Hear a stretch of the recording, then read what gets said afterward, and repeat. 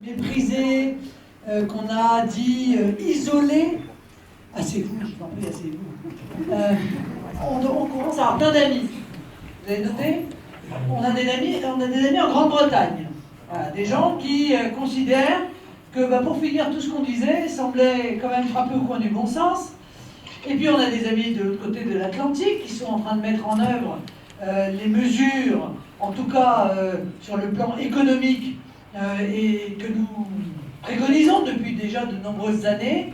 Le choix qui va être celui des Français pendant l'élection présidentielle va être fondamental. Moi, je ne juge pas les hommes, je ne connais pas Theresa May, je ne connais pas Donald Trump, je ne sais pas d'ailleurs ce qu'ils feront au niveau de leur politique interne, et je vais vous dire, je m'en moque. Pour une raison simple, c'est que je suis attaché à la souveraineté des pays. Je pense que chaque peuple doit pouvoir décider pour lui-même ce qui est le meilleur pour lui-même. Bon. Mais je note quand même que cette espèce de folie mondialiste, cette mondialisation qu'on nous avait dit heureuse, on est bien placé, et surtout ici pour se rendre compte de ce que ça a donné, l'ultralibéralisme chevelé, la concurrence déloyale internationale, ce que j'appelle le laisser-faire, laisser-aller, laisser-passer, eh bien tout ça semble révolu. Et nous sommes dans le sens de l'histoire. Nous avons été peut-être les premiers à avoir le courage de remettre en cause ce modèle monstrueux qui nous a été imposé et qui a détruit nos emplois, nous fait vivre dans l'insécurité, nous livre à des flux migratoires massifs, désordonnés, avec toutes les conséquences que ça peut avoir sur nos villes et sur nos vies, d'abandonner le processus démocratique qui fait que quand vous décidez quelque chose, vous, peuple français, la moindre des choses, c'est que ce soit appliqué et respecté. Tout ça, eh bien, ça avait été totalement oublié par nos dirigeants. C'est en train de revenir en force. Nous sommes les champions de cela, les champions du patriotisme, les champions du protectionnisme intelligent, les champions de la réindustrialisation de notre pays, les champions du peuple maître chez lui. Et je crois que des millions et des millions de Français vont nous rejoindre dans le cadre de cette campagne présidentielle pour grossir les rangs de ceux qui veulent remettre la France en ordre. Parce que tout doit être remis en ordre. Tout est parti à volo, tout est désordonné. Ils ont organisé un véritable chaos, quel que soit le domaine. On regarde l'école, la protection sociale, l'emploi, la concurrence déloyale, l'agriculture, les églises aussi, on ne défend pas nos églises, on les parle églises, contre les mosquées. la laïcité, etc., etc. Tout est sans dessus dessous. Eh bien, moi, j'ai besoin de vous, dans le cadre de cette campagne présidentielle, que les choses soient claires. Moi, toute seule, je peux juste rien faire. Rien. Voilà. Et je ne suis rien. Je ne suis quelque chose parce que je ne suis que l'émanation de vous. C'est vos aspirations que je porte. C'est vos idées que je défends. C'est le peuple français à qui je veux rendre en même temps sa liberté, en même temps la maîtrise de son destin et au passage, honnêtement, entre nous aussi son argent, parce que nous en avons tous par-dessus la tête de voir la manière dont l'argent durement gagné et accessoirement lourdement versé par l'intermédiaire des impôts est gaspillé dans des politiques qui sont au mieux inefficaces, au pire absolument nuisibles précisément pour les Français. Donc je suis votre émanation, vous m'avez choisi et je vous en remercie. Je vous remercie de cette confiance pour me voir porter vos rêves aussi. Pas seulement vos critiques, pas seulement vos angoisses, pas seulement vos peurs, comme le pensent un certain nombre de journalistes, vos aspirations, vos rêves. Et pour nos enfants. Mais un rêve, c'est pas quelque chose d'inaccessible. On peut rêver de ce qui est une évidence. Une France juste, une France sûre, une France prospère, une France fière de ce qu'elle est, de son passé, de son identité, de ses valeurs, une France puissante et respectée aussi à l'extérieur, parce que c'est important. C'est tout cela que je vais porter en votre nom dans cette campagne présidentielle. Non seulement nous aurons ce combat qui est fondamental, et puis il y aura derrière un deuxième combat tout aussi fondamental, c'est celui d'œuvrer pour me donner une majorité, évidemment, présidentielle, pour pouvoir mettre en œuvre l'ensemble des mesures que je rendrai publiques le 4 et le 5 février à Lyon, et qui seront le socle de mon projet présidentiel, le socle de redressement et de réhabilitation de la France telle que nous l'espérons et telle que nous l'aimons. Alors je vous rassure, on me reproche souvent de ne pas avoir énormément de nouveautés. Moi je ne suis pas là pour faire plaisir à la presse qui a besoin de nouveautés pour écrire des articles. C'est pas ça mon objectif. Dans les grandes lignes, vous retrouverez ce qui a toujours fait le combat essentiel qui est le nôtre, celui que je vous ai résumé tout à l'heure: libre, une France juste, une France sûre, une France fière, une France puissante, une France prospère. C'est ça les grands axes qui sont les nôtres et qui sont fondés, bien entendu, sur vous, votre pouvoir, la défense de vos intérêts et bien entendu, au travers de vous, celle de nos enfants et des générations futures, parce que c'est pour eux que nous nous battons. C'est pas pour nos cas personnels, c'est parce qu'on voit bien qu'ils vont être dépossédés de leur pays. Pour ça, il faut changer aussi dans nos têtes la manière dont nous envisageons l'avenir. Je dis souvent, je rappelle souvent que nous sommes propriétaires de notre pays. Ça peut paraître évident, c'est pas si évident que ça. Parce que j'ai le sentiment que de plus en plus de Français se comportent comme de simples locataires. Et même acceptent de se faire traiter comme des occupants sans droit ni titre de leur propre pays, qui devraient s'excuser d'être là, que l'on supporte, et encore, limite. Nous sommes propriétaires de notre pays. Ceci nous donne des droits, ceci nous donne aussi des devoirs. Et c'est cela aussi que nous portons, les droits et les devoirs des Français en France. Ni plus, ni moins.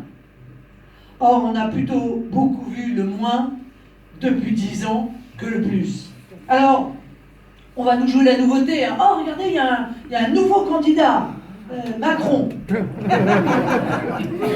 un nouveau, vous avez déjà vu d'ailleurs, parce qu'il a été ministre, il a été évidemment un des bras droits de François Hollande, mais ça, on vous le cachera pendant l'espace de quelques temps. Voilà. Il y a un nouveau là, Fillon. Celui-là, il n'est pas très nouveau non plus, parce qu'on l'a vu comme Premier ministre pendant 5 ans. Donc on va continuer à nous prendre pour des naïfs et nous faire croire qu'il y a là des personnalités nouvelles et donc porteurs de projets nouveaux. La réalité, c'est que le projet est toujours exactement le même. Il y a 2 formes de mondialisme. Hein.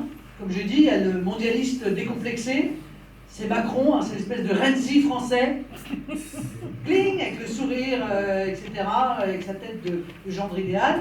Et puis il y a le mondialiste honteux, c'est M. Fillon, qui fait croire qu'il est patriote alors qu'en fait, il a mené une politique mondialiste pendant 5 ans et que la première chose qu'il fait en ce tout début de campagne présidentielle, c'est de se précipiter pour se faire adouber par Mme Merkel. C'est beaucoup plus important que tout le reste de faire plaisir à la chancelière allemande. Donc lui, il est candidat au poste de vice-chancelier en remplacement donc de François Hollande, qui va partir.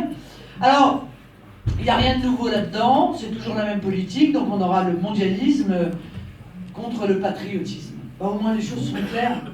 Et je pense que peut-être pour la première fois, vraiment dans une élection présidentielle, il va y avoir 2 choix qui seront totalement, radicalement différents. C'est 2 voies radicalement différentes qui s'offrent aux Français.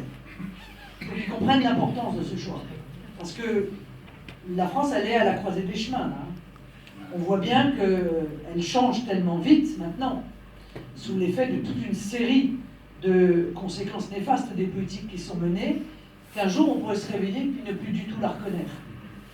Donc ce qui se joue dans cette élection présidentielle, c'est pas seulement un point de TVA en plus ou en moins, un point d'indice d'impôt en plus ou en moins, d'indice de revalorisation de la fonction publique en plus ou en moins. C'est pas ça qui se joue. Ce qui se joue, c'est un vrai choix de civilisation. C'est est-ce qu'on va continuer à être la France ou est-ce qu'on ne sera plus la France? Est-ce qu'on reste un pays où on redevient un pays libre, maître de lui-même, maître de son destin, ou est-ce qu'on devient définitivement une province administrée par des technocrates nommés et non élus de Bruxelles? Est-ce qu'on retrouve l'idée de patriotisme ou est-ce qu'on reste ballotté dans les vents mauvais de la mondialisation sauvage? Est-ce qu'on reste un pays laïque ou est-ce qu'on laisse notre pays livré aux fondamentalistes islamistes et aux revendications communautaristes de toute espèce?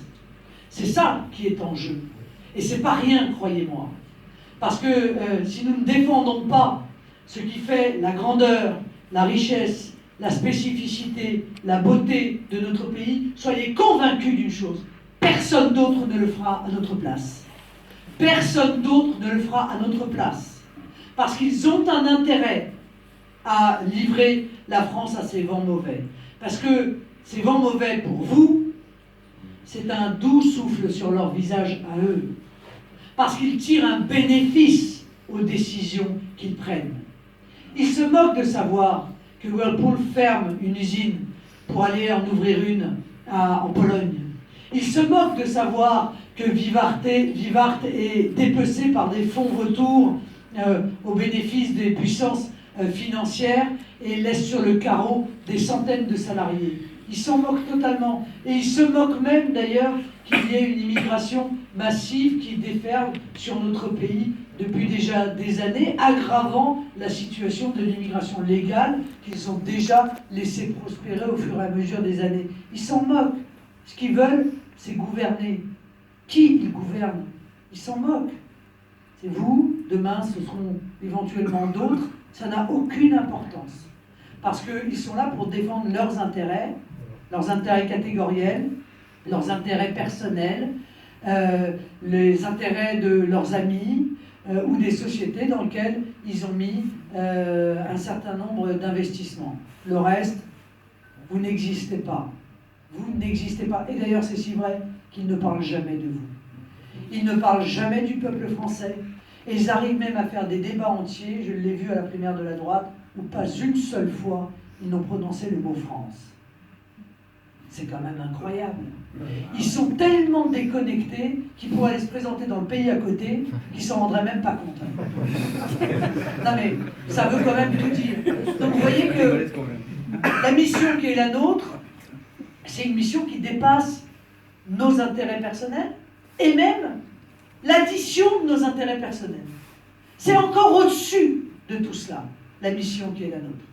C'est de sauver notre pays, de lui redonner de la brillance, de la splendeur et de rendre l'espoir à un peuple tout entier qui n'attend que cela. Alors on va être à la hauteur, parce que nous sommes profondément convaincus de ce que nous faisons, parce que nous avons à cœur, chevillé à l'âme et au cœur, ce patriotisme qui a disparu dans l'esprit de nos élites depuis tellement d'années, eh bien nous l'avons. Et nous allons le porter haut et fier dans cette campagne présidentielle. Parce que cette fierté, elle fait aussi partie de notre patrimoine. Moi, je ne veux plus qu'il y ait des Français qui baissent la tête. Je ne veux plus qu'il y ait des Français qui se fassent oublier dans certains quartiers. Je ne veux plus qu'il y ait des salariés qui rasent les murs parce qu'ils ont peur de faire l'objet du prochain plan social. Je veux qu'on redresse ensemble la tête. Je veux qu'on regarde fièrement l'avenir, parce que cet avenir, il va être beau, et pour une raison, c'est que nous allons le construire ensemble. Merci beaucoup.